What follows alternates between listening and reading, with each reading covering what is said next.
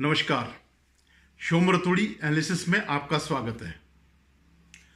आज जो मेरी चर्चा का जो विषय है वह है कि जो चर्चा आजकल चल रही है, जिसमें संसद भी ठप हो रखी है और पूरे देश में एक चर्चा चल रही है कि राहुल गांधी ने कैम्ब्रिज में जो लंदन में जाकर के क्या कहा कि भारत में लोकतंत्र खत्म हो गया है और यूरोपीय देश या यूएस या डेमोक्रेटिक कंट्रीज जो हैं इसमें चुपचाप बैठी है।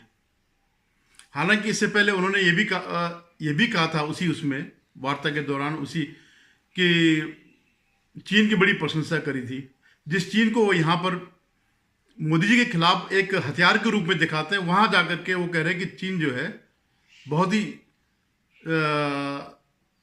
सहिष्णु है और वो जो है अमेरिका के मुकाबले वो बहुत अच्छा देश है।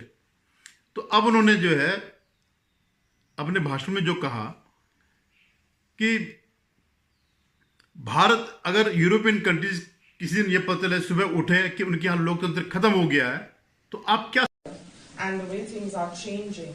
What you said that opposition parties are in touch, they are talking to each other. But what do you think on the ground action has to be taken to reset what democracy is in India? Because that is the most important thing at the moment. So one way of looking at it, as you were speaking, I was thinking about it. And people don't quite understand the scale of India and its democracy. So, how would you react if democracy suddenly disappeared in Europe? Right? You'd be shocked and you'd be like, oh my God, that's a massive blow to democracy. Well, how would you react if something, a structure 3.5 times Europe suddenly went non-democratic? Right? That's happened already. That's not something that is going to happen in the future. That's already happened. But there's no reaction. And if we're talking about Europe, that's the thing that shocks me. There's no reaction.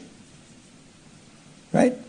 And of course, there are reasons for there not being a reaction. There is sort of trade and there's money and stuff like that. But Indian democracy is a public good. And if you're looking at the democratic structure, it is the single most important public good. It's the largest. It's 3 or 4 times the size of the United States in terms of numbers. Same with regards to Europe. So the surprising thing is that the so-called defenders of democracy, which are the United States, European countries, seem to just be oblivious that a huge chunk of the democratic model has come undone, right? Which is a real problem with regards to, and frankly, the opposition is fighting that battle, right? And it's not just an Indian battle. It's actually a much more important battle because obviously, look, a lot of it is politics. I'm putting that aside. Okay, there's a discount when it comes to politics. I am troubled as a citizen of India. I am troubled as a citizen of India when I see somebody drooling over China and being dismissive about India. And I'll give you examples. He puts his description suo motu of China in that Cambridge talk. What's the word which comes to his mind when he talks of China? Harmony. His one-word description of China is harmony. His one-word description of India is discord. Okay. He talks admiringly of how China is the greatest manufacturer, nobody can. And yes, China has done a tremendous job. Nobody.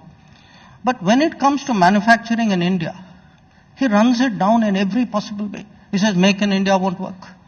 When you made Covaxin, the Congress party was saying Covaxin doesn't work. So, it's one, look, you can have objective assessments about the progress of other countries. There's nothing wrong with that.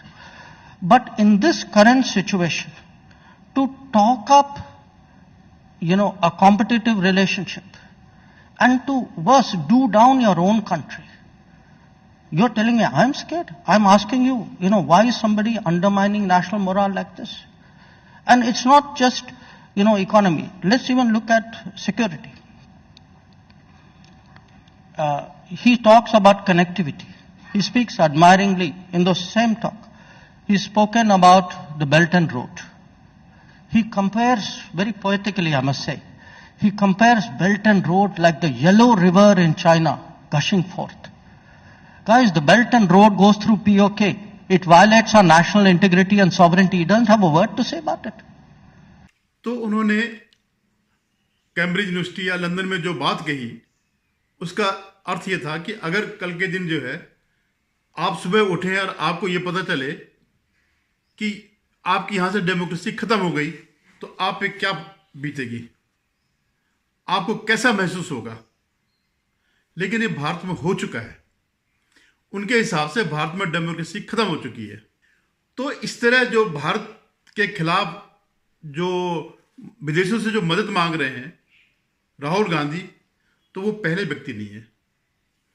हमारे इतिहास में इससे पहले भी हुए हैं लोग, ऐसे लोग। उनमें से पहले था नजीब-उद-दौला। ये जो है छोटा मोटा नवाब था और ये वो व्यक्ति था जिसने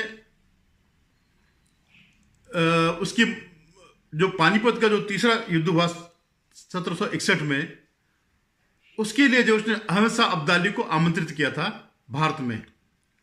भारत में जो है मराठों का राज खत्म करने के लिए या हिंदुओं का राज खत्म करने के लिए उसने उनको आमंत्रित किया था कि भारत में जो है इस्लामिक राज्य की पुनर्स्थापना की जाए, क्योंकि तब तक मुगल ऑलमोस्ट खत्म हो चुके थे। मराठों ने शिवाजी महाराज और उनके जो वंशज थे और जो उनके सरदार थे, उन्होंने तब तक मुगल साम्राज्य को छिन्न भिन्न कर दिया था और मुगल साम्राज्य एक्चुअली सत्ता उनके पास आ गई थी। वो महाराष्ट्र की सीमा से क्रॉस करके उत्तर भारत में आ चुके थे और हर जगह जो मुगल साम्राज्य था उस पर कब्जा करते जा रहे थे।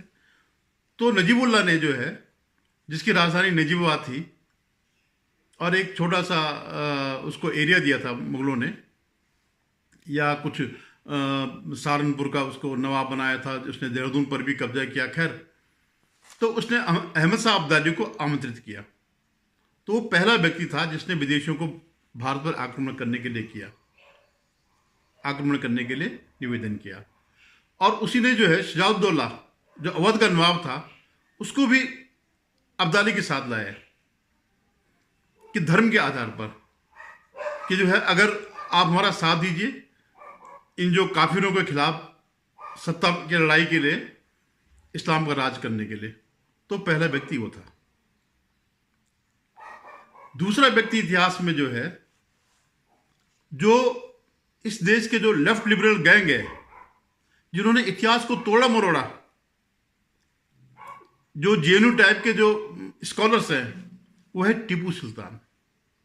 टीपू सुल्तान हालांकि वो कोई वंश नहीं था, हैदर अली वाडिया राजा के यहाँ सैनिक था, वहाँ उसने विद्रोह किया, फिर वहाँ की सत्ता कब्जाई, फिर उसके बाद टीपू सुल्तान पर आई और टीपू सुल्तान के बाद ये जो है वंश खत्म हो गया। 1799 में जो है टीपू सुल्तान की मृत्यु के साथ ही ये जो वो था शासक वर्ग था, ये खत्म हो गया।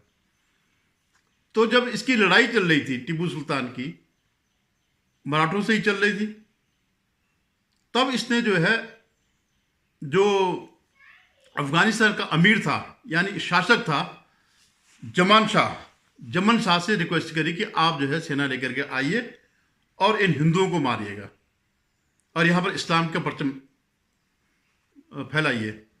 उसने सिर्फ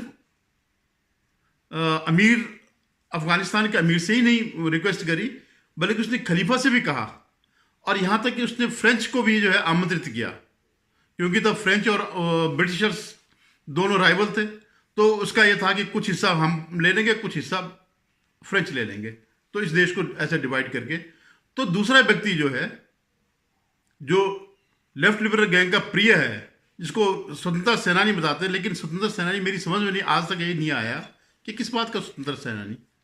वो तो खुद ही बाहर से आए हुए आक्रमणकारियों के वंशज थे।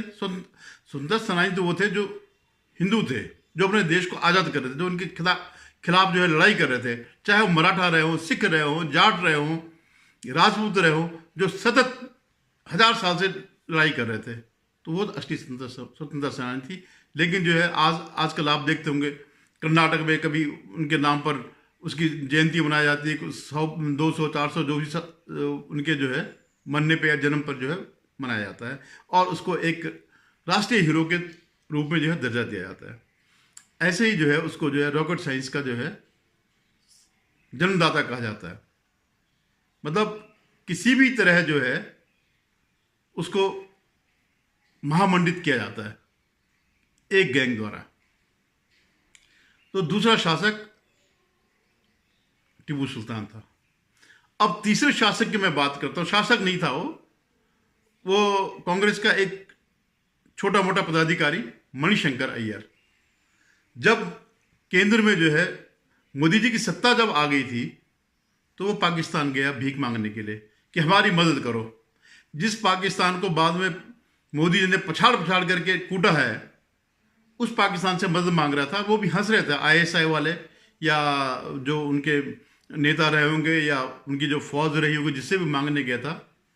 उन्होंने कहा, उन्होंने ज़्यादा से ज़्यादा क्या किया, उन्होंने जो आतंकवादी पहले से भेजते रहे थे, इनके टाइम पर, कांग्रेस के टाइम पर भी आतंकवादी भेजते रहे, आज भी भेजते रहे। अब तो बहुत कुछ इस पर कंट्रोल हो गया है। और जो पठानकोट, पुलवामा, जो पठानकोट में जो 40 हमारे CRPF के जवान जो शहीद हुए, तो ये सब पाकिस्तान की वो थी, और उसके पीछे जो है कांग्रेस का ही दिमाग था। मणिशंकर अय्यर जैसे लोग ही उनसे मदद मांगने गए, और उसके बाद ये सब चीज़ें हुई है। तो ये जो है तीसरा व्यक्ति था। और चौथा तो राहुल गांधी है ही है। वो क्या क्या नहीं करेंगे। इस देश में सब कुछ खत्म हो गया, न्यायपालिका खत्म हो गई, ये खत्म हो गया, वो हो गया, सारी संस्थाएं खत्म हो गई, ED CBI। भैया तुम गलत काम करोगे तभी तो ED CBI कुछ करेंगे, और अगर वो गलत होंगे तो कोर्ट है, ये कोर्ट तो उनको छोड़ देगा, छोड़ते भी है। तो मेरा कहने का मतलब ये है कि ये अभी परंपरा खत्म नहीं हुई, और ये जो विदेशों से जो भारत पर आक्रमण करने की जो नियत है, जो रिक्वेस्ट हो जाती है, जो सहायता मांगी जाती है, ये खत्म तब होगा जब 2024 में इन सब शक्तियों को मिटाया जाए। अकेले ये नहीं है, अकेले कोई कांग्रेस नहीं है, इसके साथ एक पूरा गैंग है, लेफ्ट लिबरल गैंग है, जो हर चीज़ पर हिंदुओं का विरोध करता है। अभी मैं एक प्रजन जोत गुहा करके एक वो था, उसको कह रहा था कि हिंदू खत्म हो रहे। भैया हिंदू तब भी खत्म हो रहे थे जब 600 समथिंग में जो है मोहम्मद बिन कासिम जब आया था, राजा दाहिर से उसने लड़ाई करी थी, तो कितने लोग आएंगे, 5000 सैनिक लेके आया होगा। तब से ही आक्रमण होते जा रहे हैं, और 5-5, 10, 20, 50 हज़ार से ज़्यादा कोई भी इस्लामिक आक्रमणकारी नहीं आया। तब भी भारतीय जनसंख्या अगर 2-3 करोड़ तो रही होगी। जब औरंगजेब के टाइम की ये बात है कि शायद 3-4 करोड़ के करीबन तब रही होगी आबादी। तो तब भी खतरे में थे और आज भी खतरे में, लेकिन आज का खतरा बाह्य कम है। अगर आज का खतरा है तो इन जैसे लोगों की वजह से, जो हमारे देश के अंदर हैं, जिनको स्वर्गीय CDS, जो हमारे पहले CDS थे, बिपिन रावत जी जब कहते थे कि हम 2.5 फ्रंट पर लड़ रहे हैं, एक चीन का फ्रंट, एक पाकिस्तान का फ्रंट, और जो आधा फ्रंट है वो इन लेफ्ट लिबरल गैंग का है, जिसमें मीडिया के लोग शामिल हैं, जिसमें सोरोस के पेड लोग शामिल हैं, जिसमें जितने भी ये प्रोपेगेंडा वाले हैं, ये सब शामिल हैं।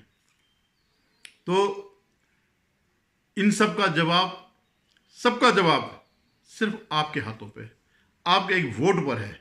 अगर आप ये चाहते हैं कि ऐसे लोग दोबारा पैदा ना हो, ऐसे लोग दोबारा हिम्मत न करें, हिमाकत न करें विदेशों से सहायता मांगने की, तो आपके पास मौका है 2024 में इनको नेस्ताबूद करने का। धन्यवाद। अगर आपको मेरा वीडियो पसंद आया, इसे लाइक करिएगा, शेयर कीजिएगा और सब्सक्राइब जरूर करिएगा। धन्यवाद।